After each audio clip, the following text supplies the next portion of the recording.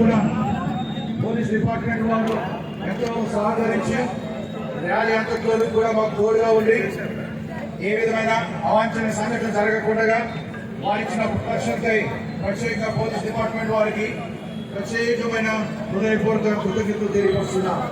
దేవుడు వీరందరినీ దీవించి ఆశీర్వించుగాక. మీరు శ్రమ అని కాకుండా మీ యొక్క పట్టుదల మేము ఇందులో ఏకీభవించి ఈ సంఘీభావం తెలియపరచామని వచ్చిన మీ అందరికీ కూడా హృదయపూర్వకమైన నమస్కారాలు చెల్లిస్తున్నాం.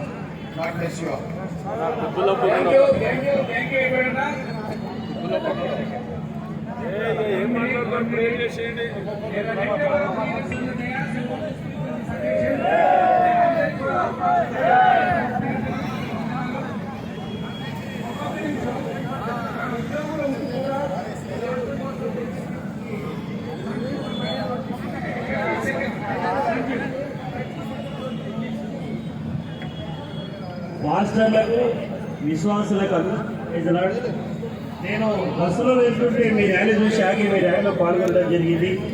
నేను ఇంతవరకు ముఖ్యంగా అలా నా పేరు మోర్గి సంజీవ్. నేను తెలంగాణ పోలీసు ఉద్యమకారుని. అసెంబ్లీలో జై తెలంగాణ అనే కానిస్టేబుల్.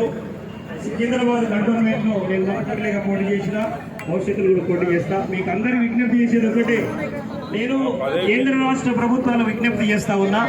నరేంద్ర మోదీ గారికి, అమిత్ షా గారికి, ఆయన హోంమంత్రి ఉన్నాడు, ఇక్కడ ముఖ్యమంత్రి రేవంత్ రెడ్డి గారికి, అక్కడ చంద్రబాబు నాయుడు, పవన్ కళ్యాణ్ విజ్ఞప్తి చేస్తా ఉన్నా.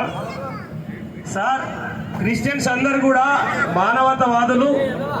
వీళ్ళందరూ కూడా ఈ దేశం బాగుండాలి, ఈ రాష్ట్రం బాగుండాలని ప్రేర్ చేస్తూ ఉన్నారు. ముఖ్యంగా చీమలు కూడా హాని చేయనటువంటి సామాజిక వర్గం ఏదైనా ఉందంటే అది క్రిస్టియన్ సామాజిక వర్గం.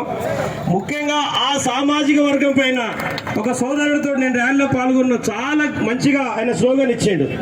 మా పాస్టర్లు కాపాడండి, మా మతాలను, మా యొక్క చర్చిలను కాపాడండి, మా చర్చిల మీద దాడులు ఆపండి, పాస్టర్ల మీద దాడులు ఆపండి, మా మీద హత్య ప్రయత్నం ఆపని చెప్పేసి వాళ్ళు చెప్తూ ఉన్నారు. వాళ్ళు మొత్తం ర్యాలీలో ఎవరిని హత్య చేయమని కానీ ఎవరిని ఇంకొక రకంగా అన్యాయం చేయమని ఎక్కడ చెప్పలేదు. కానీ ఒక్కటి మాత్రం చెప్తా ఉన్నా, మీరు ఈ రాష్ట్రంలో ఈ క్రైస్తవుల మీద దాడులకు ఎవరైనా ఎగబడితే, హత్యకు ఎగబడితే, నేను ఒక మాట ముగిస్తున్నానా, ఇది క్రిస్టియన్ దేశంగా మారిపోతుంది. దీంట్లో ఏం సందేహం లేదు. నేను చెప్తా ఉన్నా, ఎందుకంటే ఒక మనిషిని చంపితే ఈరోజు ప్రవీణ్ పగడాల గారు 100% ఆయనకు హత్య చేసిండ్రు. అన్ని రకాలు అందరూ గుర్తిస్తున్నారు కానీ ప్రభుత్వం గుర్తించట్లేదు.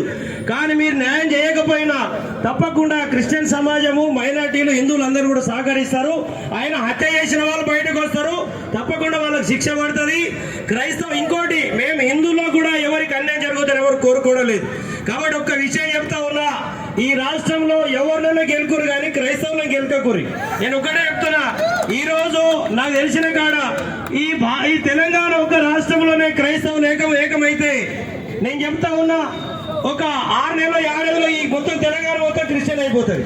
మీరు రాసి పెట్టుకోరి. కాబట్టి క్రైస్తవుల జోలికి రావద్దు.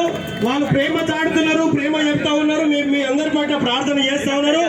వాళ్ళ జోలికి వస్తే నేను చెప్తున్నా, ఆ నలుగురు ఎవరైతే ఉన్నారో కొంతమంది హిందువులు రెచ్చగొట్టి క్రైస్తవులు రెచ్చగొడతా ఉన్నారు.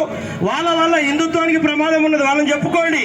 మీరు టీవీలలో వీళ్ళు గొర్రెలు, వీళ్ళు మేకలు, వీళ్ళు పందులు అని చెప్పేసి మాట్లాడితే వీళ్ళందరూ కూడా మామూలు కాదు. మీరు గుర్తుపెట్టుకోరి. చదువురాని దద్దమ్మలందరూ కూడా రెచ్చగొడతా ఉన్నారు. ఇది మంచి పద్ధతి కాదు అన్న. ఒక్కటి మాత్రం చెప్తున్నా, తప్పకుండా మాకు పార్టీలు ముఖ్యం కాదు, ఓట్లు ముఖ్యం కాదు.